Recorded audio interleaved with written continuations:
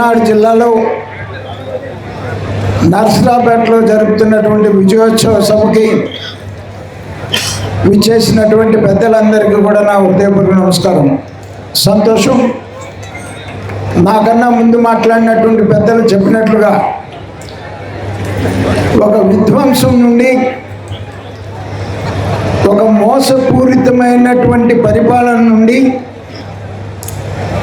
ఒక అరాచక శక్తుల నుండి ఒక రాక్షస పాలన నుండి ఈ రాష్ట్రాన్ని మీరందరూ కాపాడి 2 సంవత్సరాలు పూర్తి చేసుకొని ఇవాళ ఎంతోమంది లబ్ధిదారులతో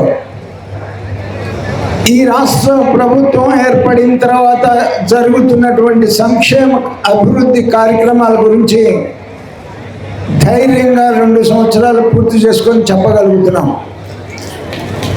మోసం అంటే 3000 పెన్షన్ ఇస్తామని సంవత్సరానికి 250 చొప్పున 5 సంవత్సరాలు ఇవ్వడం మోసం. అమరావతి రాజధాని ఉంచుతానని చెప్పి అమరావతి రాజధాని తీసేసి ధ్వంసం చేసి 3 రాజధానులు అంటే మోసం. నువ్వు చెప్పినటువంటి తల్లికి వందనం అందరి బిడ్డలకి ఇస్తామని చెప్పి ఒక్క బిడ్డకి ఇవ్వటం మోసం.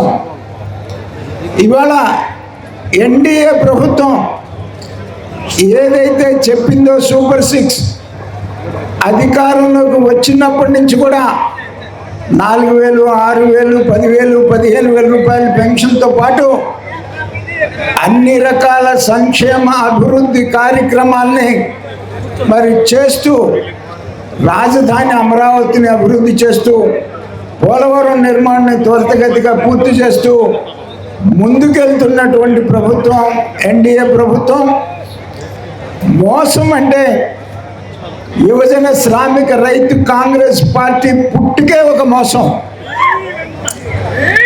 అటువంటి మోసపూరితమైనటువంటి పార్టీని ప్రజలు గమనించాలని, ప్రజా సంక్షేమమే ధ్యేయంగా ముందుకు సాగుతున్నటువంటి ఎన్డీఏ కూటమి భారతీయ జనతా పార్టీ, తెలుగుదేశం, జనసేన ఈ 3 పార్టీలు కలిసి కేంద్రంలో నరేంద్ర మోడీ గారు, రాష్ట్రంలో చంద్రబాబు నాయుడు గారు డబుల్ ఇంజిన్ సర్కార్ ఎలా ఉంటుందో అనేటువంటిది ఈరోజు ఆంధ్రప్రదేశ్ ఉదాహరణ భారతదేశానికి అని చెప్తూ నాకు ఈ అవకాశం ఇచ్చినటువంటి పెద్దలకి